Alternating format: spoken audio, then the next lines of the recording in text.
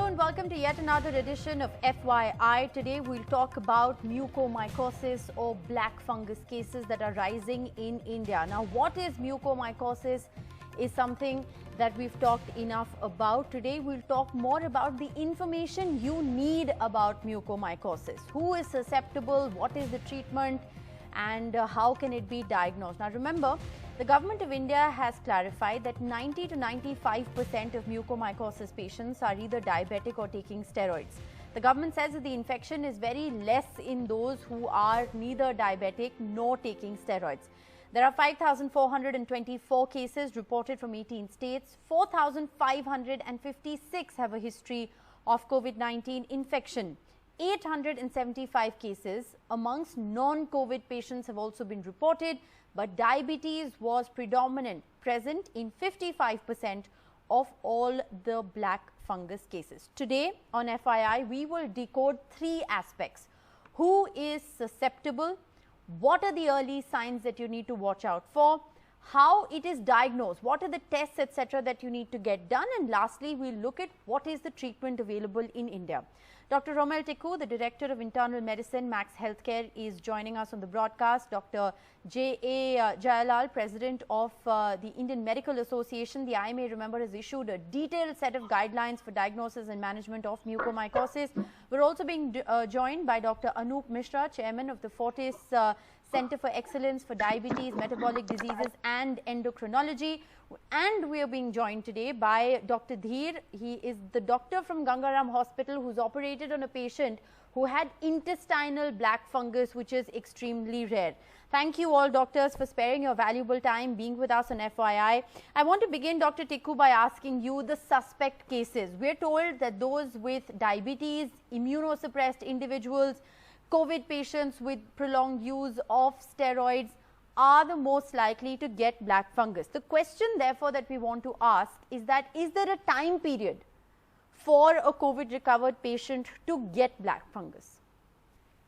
Well, Rishika, the time period is basically while you're on steroids, active disease, or even after discharge, 2 to 4 weeks, when your sugar levels are not under control. There has to be a high index of suspicion from the doctor's point of view. Even the patient should be aware of the symptoms. The commonest symptom is basically facial pain for rhinocerebral mucormycosis, fever, nasal discharge, which could be brown, or bloody discharge or black discharge, jaw pain, toothache.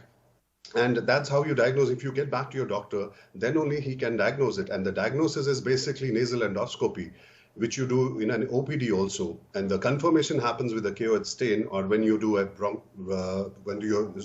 biopsy. And that's how it is diagnosed. Even for lung, pulmonary, bronchoscopy is done and that's how it is diagnosed.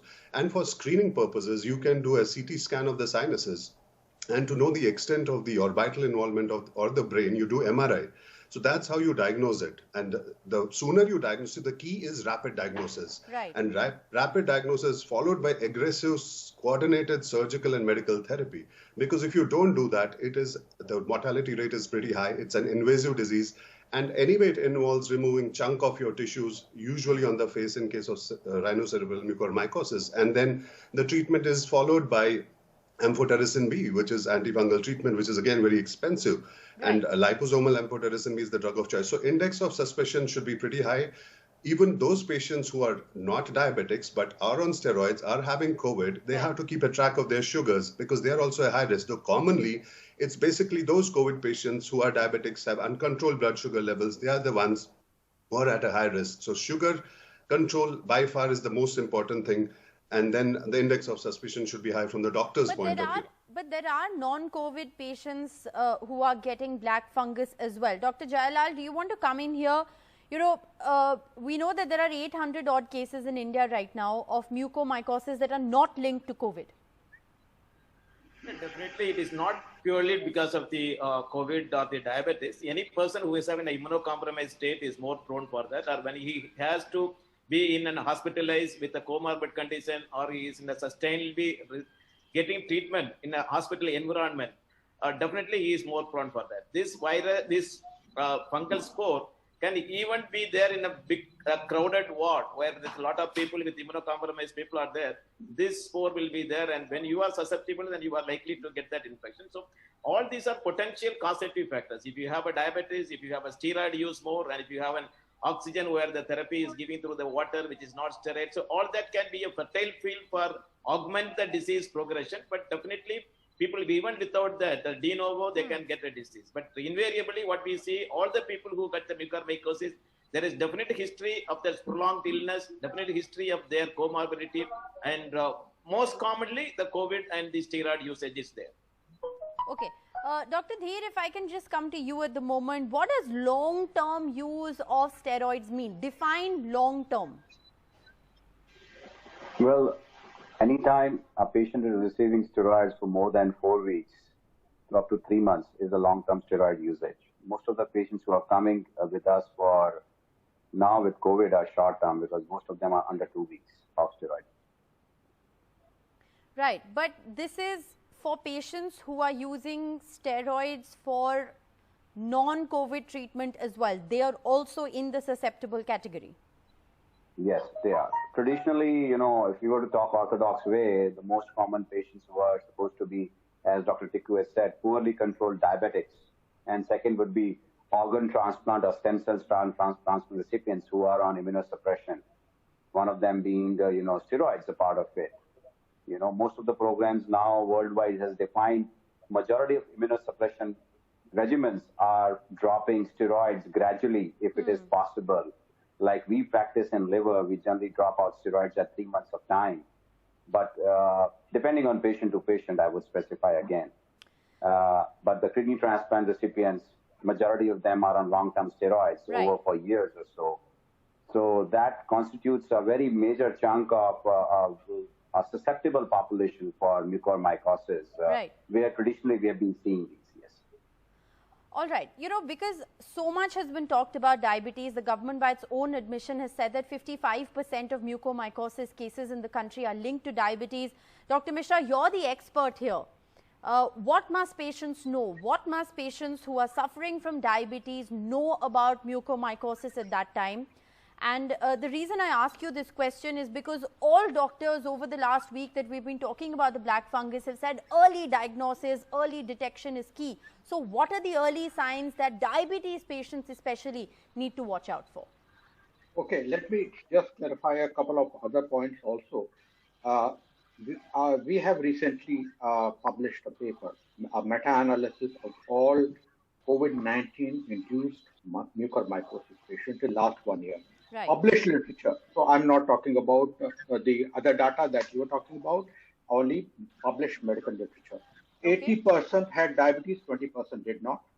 80% were on a steroid, 20% were not on a steroid. So there are a lot of other factors which are coming in, maybe immunocompromised patient, maybe neutropenic means the WBC count is down.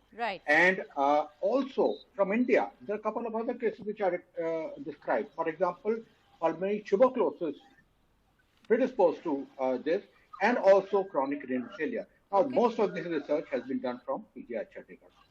Okay, so that is a couple of clarifications from the previous conversation. Now, as far as the diabetes, what to do as far to avoid this? Now, there are two types of things. One, patient has uncontrolled diabetes to begin with, has been diabetic for long, and over which steroids have been given. So the moment diabetes is diagnosed, utmost care has to be taken to control diabetes. At the moment the steroids are given, the sugars go up to 300, 400, 500. Now this is an aspect which needs to be handled by physicians. Unfortunately, they are not aggressive enough. Even in ICU, the sugars are left totally uncontrolled, 300, 400, and not controlled. If we control the sugars well right from the beginning, keep the steroid doses as well as duration shorter, I can tell you 80% of the patients of mucormycosis will not occur. And coupled with that, the last part is, coupled with that, if we take care of the hygiene as far as the humidifier is concerned, as far as linen is concerned, as far as gauze pieces, even that has been shown to increase mucormycosis. And also tongue depressor. Now, what gastrointestinal mucormycosis, one of the previous ones have been diagnosed after contaminated tongue depressor. Now, finally, a last question that you asked about the signs and symptoms. They are no different in diabetes, but progress pretty fast. The moment sugars are high, the progression of signs from just the pain and fever goes up to the diplopia, means patient is seeing proptosis, the eyes are coming out, major headache. We have seen this progressing within 48 hours. Okay. So this is the type of progression we are seeing in early signs, and I want to focus on that. We've tried to compile some of those early signs. Dr. Tikku, what according to you should patients be watchful of? I mean, those who are, you know, who are recovering from COVID, those who've taken steroids, have diabetes predisposition, of course, are more susceptible, more vulnerable, but there are cases of non-COVID patients as well. So if you could just explain to our viewers, what are the symptoms they should be watchful of? At what point do you think that you need to consult a doctor? Well, the commonest is rhinocerebral mucormycosis. The symptoms will be nasal symptoms, usually those which mimic sinusitis, which basically is facial pain, headache, stuffy nose. But in this case, you will have a bloody or a black discharge. As the doctor rightly said, there could be proptosis, drooping of eyelids, bulging of eyeballs, blurring of vision, double vision, or jaw pain, toothache. These are the signs and symptoms which you usually have to look out for. In this case, with COVID patients who are on diabetics, these are the signs even for non-diabetics or for the ones who are immunocompromised, the malignancy patients, whether solid malignancy or hematological malignancy, kidney transplant patients, or the other autoimmune disorder patients who are on steroids. So these are the signs and symptoms you should be looking for. And inside the mouth, you could be having black slough, you could be having hard palate discoloration, black discoloration. These are the signs and symptoms that you have to look out for. But for pulmonary mucor, the signs and symptoms are basically chest pain, dyspnea, breathlessness, fever, blood in sputum. And then you have cutaneous mucor also and GI mucor also. But GI mucor and cutaneous mucor is diagnosed much later. Right. So the mortality is actually more for those because the index of suspicion is not that high. Okay. So cutaneous basically has the best prognosis. And what does that mean? Can you break it down simplified for a lay person? What does that mean? What's the most common type? See, common type is rhinocerebral, but uncommon is basically GI and cutaneous. Rhinocerebral is followed by pulmonary. But for the prognosis is best for cutaneous. It is not that invasive. But pulmonary and GI, because it's diagnosed much later, it has already invaded the tissues and the prognosis is bad. Right. Dr. Jailal, come in here and explain to us, what does diagnosis entail? What is the test that one needs to get done? If you are in, if you are in the realm of suspicion, if you have the early signs that we've been talking about, what's the next step, logical next step, what needs to be done? Yeah, as Dr. Tikku has said, the rhinocerebral type is the most common. The people will come with a congested nose. And the only examination, the ENT surgeon has to examine his nasal cavity, either using the endoscope. Day 1 and subsequently on day 3 and up to 7th day, he has to continuously examine. There you can, the sinuses, if it is a block, he can identify that. The second, we also have the examination of the eye, because it is another type which you can have the eye examination by the concerned specialist, and we will be able to make notice of it. Then CT scan or MRI has to be taken when we are suspecting it is in the chest. CT and MRI will be definitely able to tell us the signs, whether it is in the sinus or whether it is in the pulmonary tract, will be able to give us the clue on that. Once you suspect, then there are some tests. You can take the scrap and take it into the microscope, or you can stain it, and even to the extent we can culture the fungal spore and identify that by doing a series of examination. But early part is a suspicion. But many people who are admitted, they will always complain to us or the blocked nose or the congested nose. And many times before that, we think that it is only a sinusitis, some bacterial problem. Now every one of us are aware and we suspect that it could be a mucormycosis. But that's very interesting. Dr. Dheer, if you can come in over here and explain to us, how do you know whether it is a common sinusitis or whether those are early stages of the black fungus? Because you're saying that the blocked nose or nasal congestion or prolonged headache is the most common symptom, but those are also common symptoms of just a common cold. So let me clarify. I'm a gastrointestinal surgeon. So the majority of cases we have seen is abdominal mucormycosis, which is gastrointestinal mucormycosis. No, so we'll as come. Dr. Tikku has already said, just wanted to add regarding the symptoms as you were talking about GI mucormycosis. You see, the GI mucor patients who are presenting, they're presenting with non-specific abdominal complaints, the most common being abdominal pain. Now, the key point is the patients who are COVID-19, who have diabetes, whether they have received steroids or not steroids, any unexplainable abdominal pain should be imaged as soon as possible. Okay. As Dr.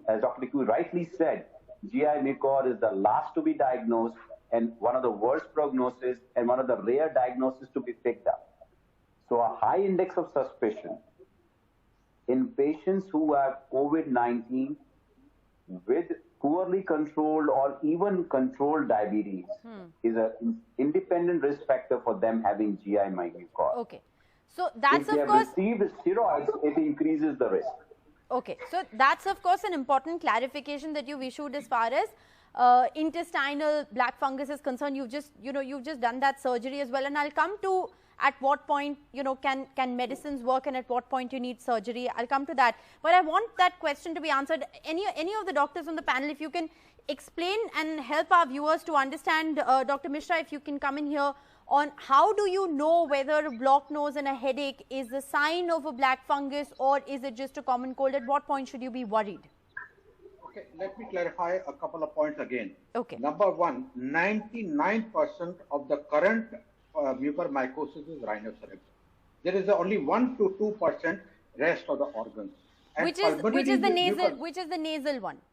Rhinocerebral is nasal and brain. Okay. And number two, those who are neutropenic, means blood cells are down, they are hematological malignancy, they have pulmonary mucormycosis. So most of the patients today are involving nose, eyes, and brain. Number two, your question, we segregate people.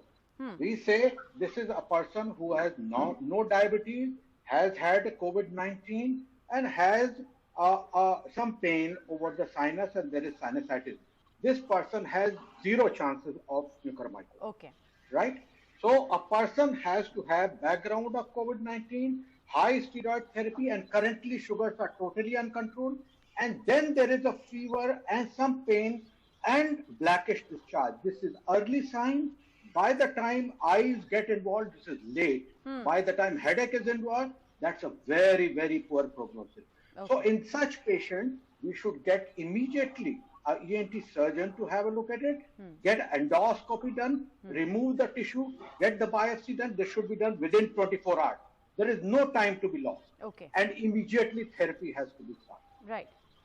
Okay, very interesting. And now I want to talk about the treatment. So at what point, what are the most commonly used medications? At what point, Dr. Tikku, do you realize that medication is not enough? What do we know about the treatment of black fungus in India right now?